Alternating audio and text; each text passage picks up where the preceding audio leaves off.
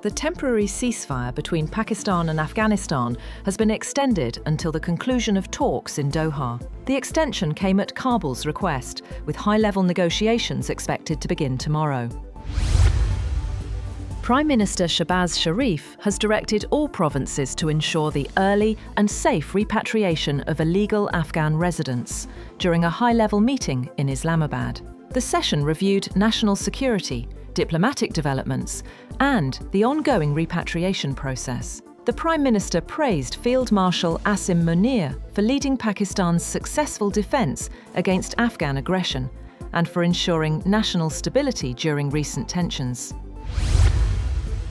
Meanwhile, in a strongly worded statement, Defence Minister Khawaja Asif says Pakistan has paid a heavy price since the Taliban takeover in Afghanistan, with nearly 4,000 lives lost and more than 10,000 terror incidents recorded. In a social media post, the minister said the Afghan regime continues to act as India's proxy and is orchestrating a war of terrorism against Pakistan in collusion with New Delhi and the Tehrik-i-Taliban Pakistan.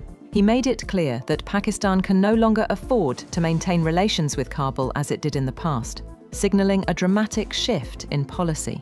He said Pakistan had already endured 5 decades of forced hospitality, and now it was time for all Afghans refugees to return to their homeland, where their own government holds sway.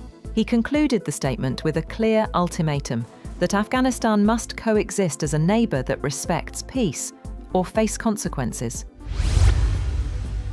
Pakistan has expressed serious concern over repeated border violations by the Afghan Taliban and terrorists, saying the country responded befittingly to aggression from Afghan soil. The Foreign Office spokesperson said Pakistan acted in self-defense, thwarting cross-border attacks while ensuring civilian safety. He added, "There is no constitution or legitimate government in Kabul, only a group in power by force, and that the recent ceasefire was announced at Kabul's request."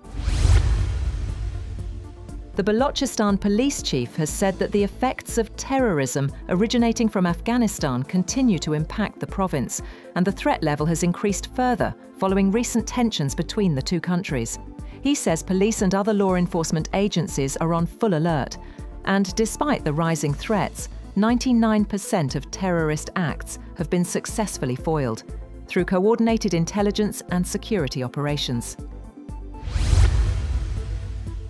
Finance Minister Mohammad Aurangzeb says Pakistan's $407 billion economy remains stable, despite heavy flood losses. In an interview, he said damage to rice and cotton crops would slow growth, but not derail it, with GDP expected to stay near 4%. Aurangzeb confirmed plans to issue $250 million in Chinese panda bonds this year, and said Pakistan expects to receive a $1.2 million IMF tranche soon. Meanwhile, inflation rises for the third straight week, reaching 4.57% and pushing up the prices of 24 essential items. According to the Pakistan Bureau of Statistics, the sharpest increases were seen in tomatoes, onions and eggs, while the prices of flour, sugar and LPG also went up. However, some relief was noted in chicken and banana prices, which recorded slight declines. Tremors were felt across northern Pakistan on Friday, shaking cities including Islamabad, Rawalpindi, Peshawar, Swat and Chitral. The earthquake, measuring 5.6 on the Richter scale, had its epicenter in Afghanistan's Hindu Kush region. People rushed out of their homes in panic, but no casualties or damage have been reported so far.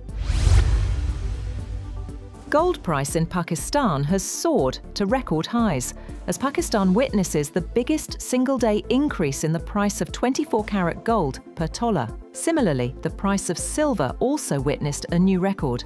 The price of 24-carat gold per tola has risen by a record 14,100 rupees, reaching an all-time high of 456,900 rupees in the local market. In the international market, gold prices increased by $141, reaching $4,358 per ounce.